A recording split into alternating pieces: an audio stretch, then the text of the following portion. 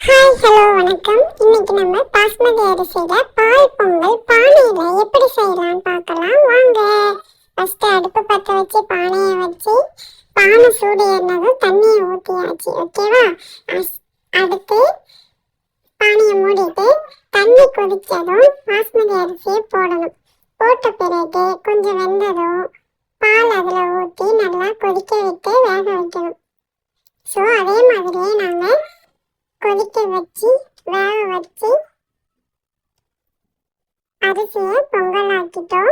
அதுக்கு பிறகு வெல்லம் கொஞ்சம் போட்டுட்டு அரிசிக்கேற்ற வெள்ளத்தை போட்டுட்டு நல்லா தொலைவி விட்டுட்டு லாஸ்ட்டாக இறக்கக்குள்ள முந்திரி பருப்பு ஏலக்காய் எல்லாத்தையும் போட்டு பொங்கல் ரெடி பண்ணிட்டோம். வாங்க சாப்பிடலாம். சூப்பராக இருந்துச்சு சுவையான பொங்கல். எவ்வளோ அழகாக கொதிக்கிறது பார்த்தீங்களா? ஓகே, டாட்டா, பாய் பாய்.